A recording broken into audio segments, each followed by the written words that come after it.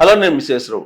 America అధ్యక్షుడిగా Trump ఏ గడియల్లో ప్రమాణ స్వీకారం చేశారో కానీ ఆయన ప్రమాణ స్వీకారం చేసినటువంటి మరుసటి క్షణం నుంచి ప్రపంచవ్యాప్తంగా ఎక్కడా కూడా ఆర్థికపరమైనటువంటి స్థిరత్వం కానీ లేదా రాజకీయపరమైన స్థిరత్వం కానీ ఎక్కడ కనిపించట్లేదు.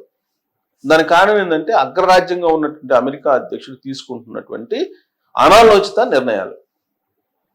ఆయన తీసుకున్నటువంటి నిర్ణయాల్లో reciprocal tax, reciprocal duties.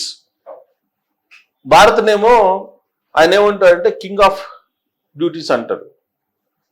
So reciprocal tax వేస్తానంటాడు, దిగుమతి సుంకాలు వేస్తానంటాడు అన్ని దేశాలకి వేశారు కూడా. ఏప్రిల్ 4 నుంచి అసలు ఏమవుతుందో కూడా తెలియదు ప్రపంచవ్యాప్తంగా కూడా. ఎందుకంటే ఏప్రిల్ 4 నుంచి ఫుల్ ప్లెడ్జ్డ్గా రెసిప్రోకల్ డ్యూటీస్ వేస్తానని చెప్తున్నారు ట్రంప్. దీని ప్రభావం ఎక్కడ పడిందంటే గోల్డ్ మీద పడింది. ఎందుకు బంగారం మీద పడింది అని అంటే ఏది కొన్నా ఏమవుతుందో తెలియనటువంటి పరిస్థితి. జనరల్గా బాగా డబ్బు ఉన్నటువంటి వాళ్ళు, సామాన్యులు కదండి, డబ్బు ఉన్నటువంటి వాళ్ళు, మీలాంటి వాళ్ళు నాలాంటి వాళ్ళు కాదు, డబ్బు ఉన్నటువంటి వాళ్ళు చేసే పని ఏంటంటే డబ్బుని ఎక్కడ దాచిపెట్టుకోవాలని ఆలోచిస్తూ ఉంటారు. ఎప్పుడు నిరంతరం సురక్షితమైనటువంటి చోట్ల వాళ్ళు ఇన్వెస్ట్ చేస్తూ ఉంటారు, పెట్టుబడి పెడుతూ ఉంటారు. మామూలుగా అయితే వాళ్ళందరూ ఎక్కువగా స్టాక్ మార్కెట్ని నమ్ముకుంటారు, షేర్లు కొంటూ ఉంటారు. ఆయా కంపెనీల్లో షేర్లు కొని అమ్మడం, మళ్ళీ కొనడం, ఇవి చేస్తూ ఉంటారు అనమాట. వాటిల్లో మెటల్, అలాగే సాఫ్ట్వేర్ షేర్స్, రకరకాల కంపెనీలు ఉంటాయి కదా, అవి కొనుగోలు చేస్తూ ఉంటారు.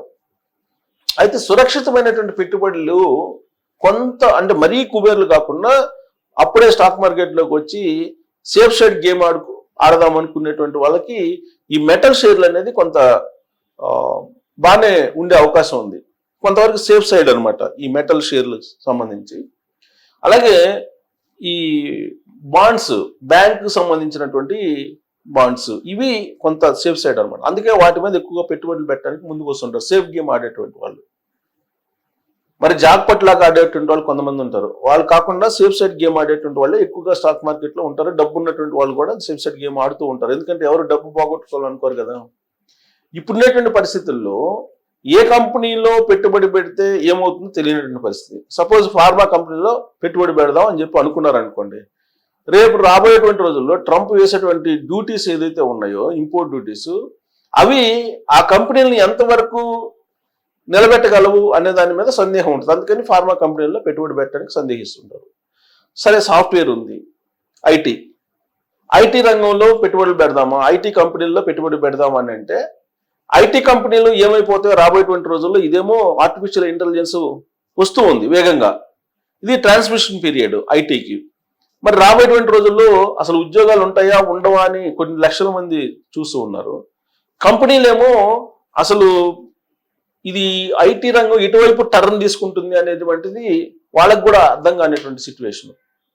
ఇలాంటి పరిస్థితుల్లో ఇన్వెస్టర్స్ ఎవరైతే ఉన్నారో, షేర్లు కొనేటువంటి వాళ్ళు ఆయా కంపెనీలకు సంబంధించి, వాళ్ళు కూడా వాటిలో షేర్లు పెట్టడానికి తొందరపడి పెట్టరు. ఇలా ఒక్కొక్క రంగానికి ఏ రంగంలోకి వెళ్ళినా కానీ ఇలాంటి సిచ్యువేషన్స్ ఉన్నాయి. సురక్షితమైనటువంటి పెట్టుబడి ఏదైనా ఉందంటే బంగారం లేదా వెండి, వీటిల్లో ఎక్కువగా పెట్టుబడులు పెడుతున్నారు. దీనికి కారణం ఏంటి అని అంటే minimum guarantee. Gold rate minimum guarantee, నష్టం రాదు, అవసరమైనప్పుడు దాన్ని అమ్ముకోవచ్చు, లిక్విడ్ చేసుకోవచ్చు, అదొకటి. రెండేంటంటే గోల్డ్ సంబంధించి డిమాండ్ను గమనించినటువంటి ప్రపంచంలోని అన్ని దేశాలు డిజిటల్ గోల్డ్ను ప్రవేశపెట్టారు. ఇప్పుడు డిజిటల్ గోల్డ్ అంటే ఏంటి, నువ్వు షేర్లు కొన్నట్టు గోల్డ్ను కూడా కొనొచ్చు, గోల్డ్ బాండ్స్ కొనొచ్చు. కొన్న తర్వాత నీకు ఎప్పుడు కావాలంటే అప్పుడు మళ్ళీ ఆ రోజు ఉన్నటువంటి రేటుకి గోల్డ్ ఇచ్చేస్తారు, ఫిజికల్గా గోల్డ్ ఇచ్చేస్తారు. దాన్నే డిజిటల్ గోల్డ్ అంటారు. ఇప్పుడు మనం కరెన్సీని ఏ విధంగా అయితే మనం ట్రాన్స్ఫర్ చేస్తున్నాము డిజిటల్ మోడ్లో, ఫిజికల్గా మనకు ఏదో ఒక వస్తువు వస్తుంది అనమాట. మనం డిజిటల్ మోడ్లో పేమెంట్ చేస్తే, ఇప్పుడు ఈ అమెజాన్లోనో లేదా ఫ్లిప్కార్ట్లోనో లేదా ఇంకో దాంట్లోనో మనం అమౌంట్ డిజిటల్గా పే చేస్తాం కదా. పే చేసినప్పుడు ఫిజికల్గా ఉండేటువంటి వస్తువు మన దగ్గరికి వస్తుంది. అలాగే మీరు డిజిటల్లో పెట్టుబడి పెట్టి డిజిటల్ గోల్డ్ అనే దాంట్లో ఇన్వెస్ట్ చేస్తే రాబోయేటువంటి రోజుల్లో దానికి సరిసమానమైనటువంటి గోల్డ్ మీకు వస్తుంది ఆ రోజు ఉన్నటువంటి రేట్ ప్రకారం. ఇదొకటి ఇప్పుడు ప్రపంచ దేశాలన్నీ అమలు చేస్తున్నాయి. రెండు, ఫిజికల్గా అసలు గోల్డ్నే కొనుగోలు చేయటం. గోల్డ్ కొనుగోలు చేయటం అనేది ఒక పద్ధతి. అయితే ఇప్పుడు గోల్డ్ ఎవరు కొనుగోలు చేస్తున్నారంటే ప్రభుత్వాలు కొనుగోలు చేస్తున్నాయి, వినియోగదారులు కొనుగోలు చేయట్లా. వినియోగదారులు ఆభరణాలని కొనుగోలు చేయటం లేదు. ఇది అఫీషియల్ గా షాపులు, జ్యువెలరీ షాపులు వాళ్ళు చెప్తున్నటువంటి మాట. ఆభరణాలు ఎవరు కొనుగోలు చేయట్లా, కానీ గోల్డ్, బిస్కెట్స్ ఇవి కొనుగోలు చేస్తున్నారు. ఎవరు కొనుగోలు చేస్తున్నారంటే కుబేర్లు కొనుగోలు చేస్తున్నారు. అందుకే ఇప్పుడు ఇంపోర్ట్ పెరుగుతుంది, అలాగే గోల్డ్ రేటు కూడా ప్రపంచవ్యాప్తంగా పెరుగుతుంది. ప్రపంచవ్యాప్తంగా గోల్డ్ రేటు పెరుగుతుంది. ఇండియాలో ఇప్పుడు 10 గ్రాముల బంగారం 90,000 దాటింది. 90,000 దాటింది. లక్ష దిశగా వెళ్ళేటువంటి అవకాశం ఉందని చెప్పి అంచనా వేస్తూ ఉన్నారు. మరి ఈ పరిణామం ఎందుకు వచ్చింది అని అంటే అమెరికా ఫెడ్ ఏదైనా సరే అమెరికా తీసుకునే నిర్ణయం మీద ఆధారపడి ఉంటుందండి. మన గోల్డ్ రేట్ అయినా లేదా ఇతర వస్తువులైనా అమెరికా తీసుకునే నిర్ణయం మీదనే మనకు సంబంధించినటువంటి జీవనం ఆధారపడి ఉంది. అది అగ్రరాజ్యం కావటం, డాలర్ మీద మనందరం ఆధారపడటం అనేది ఇది కారణం. సో ఇప్పుడు అమెరికా ఫెడ్ అంటే మనకి సెంట్రల్, మనకి ఏదైతే ఆర్బీఐ ఉందో అలాంటిది అమెరికాకి ఫెడ్. అమెరికా ఫెడ్ ఏం చేస్తుందంటే ఇంట్రెస్ట్ రేట్లు తగ్గిస్తుందని చెప్పి గత 4 రోజుల నుంచి వినిపిస్తుంది. అప్పుడు ఏమవుతుంది, అమెరికాలో ఉండేటువంటి వాళ్ళు లేదా విదేశీ ఇన్వెస్టర్స్ ఏం చేస్తారంటే అమెరికా బ్యాంకుల్లో ఇంట్రెస్ట్ రేట్ తగ్గుతుంది కాబట్టి ఆ అమౌంట్ని బయటికి తీస్తారు. బయటికి తీసి ఇన్వెస్ట్మెంట్ దేని మీద చేస్తారంటే గోల్డ్ మీద చేస్తారు.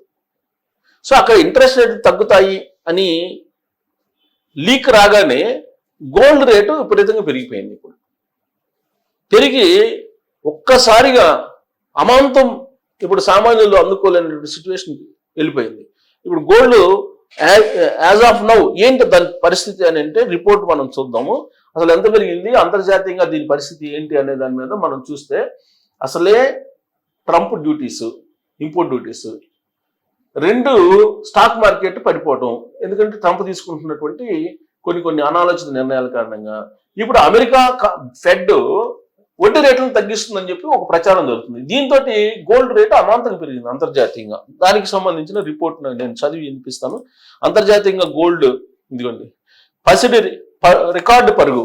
అంతర్జాతీయ బులియన్ మార్కెట్లో $3,000 దాటిన ఔన్స్ గోల్డ్ దేశీయంగాను సరికొత్త గరిష్టానికి ఇప్పటి వరకు లేనటువంటి రేటుకి వెళ్ళిపోయింది గోల్డ్ అని చెప్తున్నారు. ఇదిగోండి బంగారం ధరలు మళ్ళీ కొండెక్కుతున్నాయి. అంతర్జాతీయ మార్కెట్లో ఔన్స్ గోల్డ్ తొలిసారిగా $3,000 మైలురాయిని దాటింది. శుక్రవారం ఒక దశలో 0.6% పెరుగుదలతో $3,009.10 స్థాయిలో ట్రేడ్ అయింది. అంటే 3,000 క్రాస్ అయిపోయింది. సిల్వర్ కూడా 1% పైగా పెరిగి $34.65 ఎగబాకింది. ట్రంప్ సుంకాల వడ్డనతో అంతర్జాతీయంగా పెరిగిన వాణిజ్య ఉద్రిక్తతలతో పాటు అమెరికా ఫెడరల్ రిజర్వ్ వచ్చే సమీక్షలో ప్రామాణిక వడ్డీ రేట్లను మరింత తగ్గించవచ్చన్న అంచనాలు తాజాగా గోల్డెన్ ర్యాలీకి ఆజ్యం పోసాయి. అది అమెరికా ఫెడరల్ రిజర్వ్ బ్యాంకు అంటే మనకు ఆర్బీఐ లాగా అమెరికా అకౌంట్ అది వడ్డీ రేట్లను తగ్గిస్తుందని చెప్పి రావడంతో ఒక్కసారిగా బంగారం రేటు పెరిగిపోయింది. సుంకాల వడ్డనతో అంతర్జాతీయంగా పెరిగిన వాణిజ్య ఉధృతులతో పాటు అమెరికా ఫెడరల్ రిజర్వ్ వచ్చే సమీక్షలో ప్రామాణికంగా వడ్డీ రేట్లను మరింత తగ్గించవచ్చిన అంచనాలు తాజా గోల్డెన్ ర్యాలీకి ఆజ్యం పోసాయి.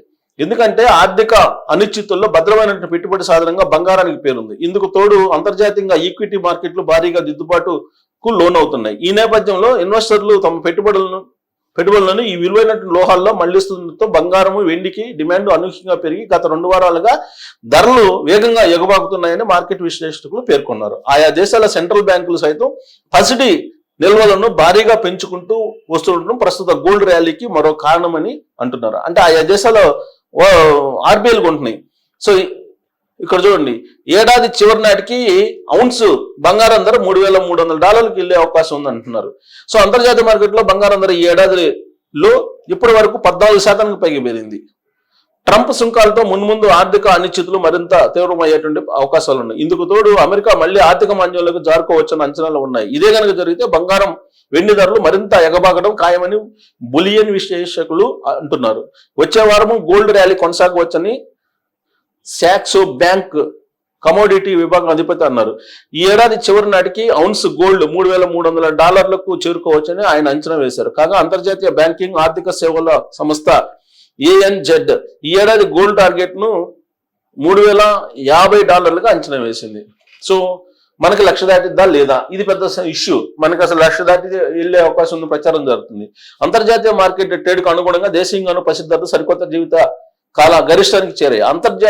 హైదరాబాద్ మార్కెట్లో 24 క్యారెట్ల బంగారం 10 గ్రాముల రేటు 1200 పెరుగుదలతో దాదాపు 90,000కు చేరింది. 22 క్యారెట్ల లోహం 82,300 పలికింది. కిలో వెండి 1.12 1,12,000కు ఎగబాకింది. బులియన్ విశ్లేషకుల అంచనాల ప్రకారం ఈ ఏడాది చివరి నాటికి అంతర్జాతీయ మార్కెట్లో ఔన్స్ గోల్డ్ $3,300కు చేరితే దేశీయంగా 10 గ్రాముల మేలిమి బంగారం 1,00,000 దాటే అవకాశాలు ఉన్నాయి. నగలపై భారీ డిస్కౌంట్లు, ఇది విచిత్రమైన పరిణామం. ఇది చాలా నోట్ చేసుకోవాల్సిన అందరూ. ఇక్కడ చూడండి, పసిడి ధరలు ఆల్ టైమ్ రికార్డ్ స్థాయికి పెరగడంతో స్వర్ణాభరణాలకు గిరాకీ బాగా తగ్గిపోయింది. కస్టమర్లు వేచి చూసే దూరంలో ఉన్నారని చెన్నైకి చెందిన బులియన్ వర్తకులు ఒకరు వెల్లడించారు. దాంతో జ్యువెలర్లు నగలపై భారీ డిస్కౌంట్లు ఆఫర్ చేస్తున్నారని, ఈ డిస్కౌంట్లు 8 నెలల క్రితం నాటికి గరిష్ట స్థాయికి చేరాయని వారు అన్నారు. 8 నెలల క్రితం గరిష్ట స్థాయికి అంటే డిస్కౌంట్లు. ఇప్పుడు విచిత్రమైనటువంటి పరిణామం బంగారం విషయంలో ఏంటంటే, బంగారం ఏమో ధర పెరుగుతుంది, ఆభరణాలు ఏమో కొనటం లేదు ఎవరు. అందుకే ఒక భారీ ఆఫర్లు ప్రకటించారు ఆభరణాల మీద. ఎందుకు? కొనుగోలుదారుని ఆకర్షించడానికి. ఒకవైపు కొనడానికి వినియోగదారులు రావట్లా ఆభరణాలు కొనడానికి, అందుకే వాళ్ళు డిస్కౌంట్లు 8 నెలల క్రితం ఏ రేటు ఉందో అంత రేటుకి ఇచ్చేదానికి సిద్ధపడుతున్నారు ఆభరణాలని. అంటే ఆ రేట్ అంటే డిస్కౌంట్, ఆ డిస్కౌంట్లు గతంలో 8 నెలల క్రితం ఎంత ఉందో అంత డిస్కౌంట్ ఇప్పుడు ప్రకటించారు. ఒకవైపు ఆభరణాలు కొనుగోలు చేసే వాళ్ళు లేరు, బంగారం రేటు పెరుగుతుంది అంతర్జాతీయంగా, 1,00,000 దాటే అవకాశం ఉందని అంటున్నారు. దీని అంతటి కారణం ఏంటంటే ఆయా ప్రభుత్వాలు ప్రపంచ దేశాల్లో ఉండేటువంటి ఆయా దేశాలు కొనుగోలు చేస్తున్నారు, ప్రభుత్వాలే కొనుగోలు చేస్తున్నాయి, నిల్వలు చేస్తున్నాయి బంగారాన్ని. దీని కారణంగానే ఇలాంటి పరిస్థితి ఏర్పడింది. మరి ఈ విచిత్రమైనటువంటి పరిణామం ఎటువైపు దారి తీస్తుంది అని అంటే, కొంతమంది ఏమంటున్నారు 1,00,000 దిశగా వెళ్ళే అవకాశం ఉంది అంటున్నారు. లేదు అమెరికా ఒకవేళ ఆర్థిక మాంద్యంలోకి వెళ్తే ఒకేసారిగా ఢమాల్ అవుతుంది, బంగారం రేటు ఇంకా తగ్గిపోయేటువంటి అవకాశం ఉందని చెప్పి కొంతమంది అంటున్నారు. మరి దేన్ని మనం నమ్మొచ్చు? దీని మీద మీరు మీ అభిప్రాయం తెలియజేయచ్చు. Thank you.